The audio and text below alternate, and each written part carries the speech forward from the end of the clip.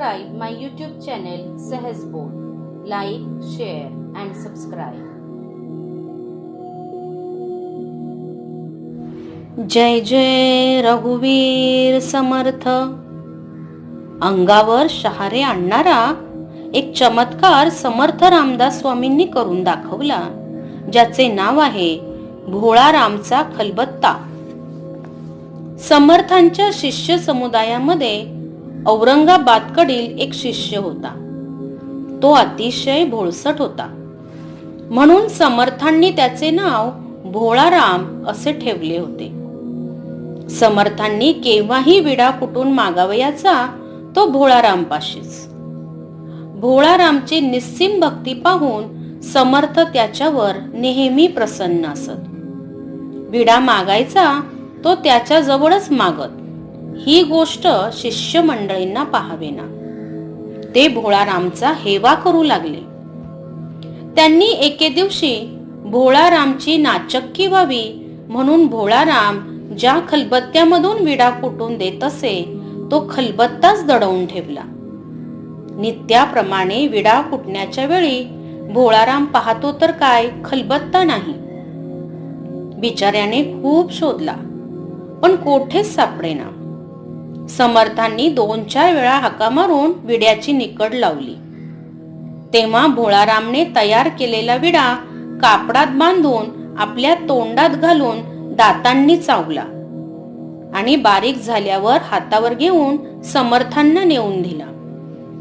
समर्थांनी तो हातात घेऊन तोंडात घातला आणि खाऊन टाकला. मग ते म्हणाले, भोळ्या, आजचा विडा फारच गोड लागत आहे का रे बरे?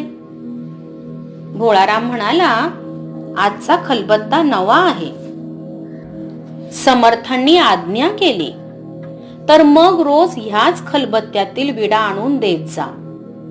भोळारामने आज्ञा असे म्हणून क्रम चालू ठेवला. हे इतर शिष्यांनी पाहिल्यावर त्यांच्या तळपायाची आग मस्तकास पोचली. भोळाराम रोज उष्टा विडा समर्थांना नेऊन देतो. याबद्दल ते आपापसात कुजबूज करीत, पण समर्थांपाशी गोष्ट काढण्यास धैर्य होईना. तेव्हा सर्वांनी असे ठरविले की हा भ्रष्ट प्रकार चाललेला शिवाजी महाराजांना सांगावा, म्हणजे ते समर्थांच्या कानावर घालतील आणि भोळारामची चांगली खोड जिरेल. एके दिवशी शिवाजी महाराजांची स्वारी नेहमीप्रमाणे समर्थांच्या दर्शनास आली असताना प्रमुख शिष्यांनी भोळाराम उष्टा विडा देतो हे बरोबर नाही अशी गोष्ट शिवाजी महाराजांच्या कानावर घातली. महाराजांना ही गोष्ट ऐकून वाईट वाटले आणि त्याचा बंदोबस्त मी करतो असे सांगून ते समर्थांचे दर्शन घेऊन त्यांच्या जवळ बसले. इतक्यात समर्थांनी विडा मागितला. भोळाराम जवळ नव्हता, म्हणून राजे म्हणाले, आज मी देतो विडा. समर्थ म्हणाले, नको, भोळारामच्याच हातचा पाहिजे. राजश्रींनी विनंती केली, आज मी सेवा करतो. समर्थ म्हणाले, कशाला, भोळाराम कडूनच घेऊन या. त्यावर राजश्रींनी समजावले, भोळाराम पाशी स्वच्छ खलबत्ता नाही असे ऐकतो, याकरिता आज मीच स्वहस्ते विडा देतो.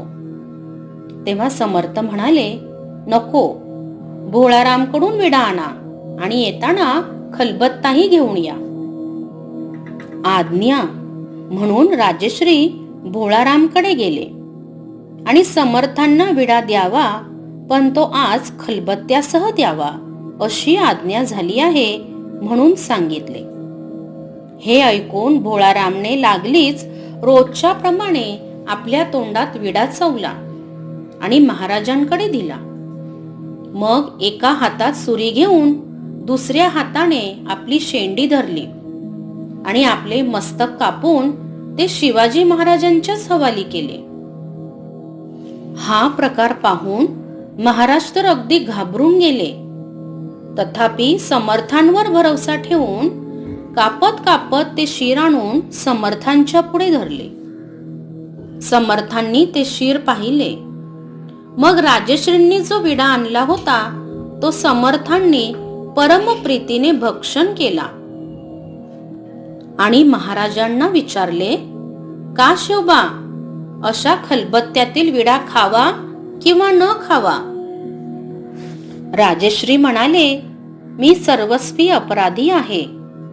अशी भक्ती दुसरी कोठे सापडणार? नंतर समर्थांनी राजश्रींना सांगितले, भिण्याचे कारण नाही. खलबत्ता होता तेथे नेऊन ठेवावा. त्याप्रमाणे शिवाजी महाराजांनी भोळारामचे रक्त निथळत असलेले मस्तक घेऊन भोळारामच्या धडावर ठेवले, पण ते किंचित वाकडे बसले. तेव्हा भोळाराम म्हणाला, श्रींची इच्छा. तथापि भोळाराम पूर्वीप्रमाणे नीट होऊन आपले कामकाज करू लागला. समर्थांची शिष्य मंडळी ओशाळली हे सांगायला नकोच. भोळाराम सारखी निस्सीम भक्ती कोठे सापडणे कठीणच आहे. जय जय रघुवीर समर्थ.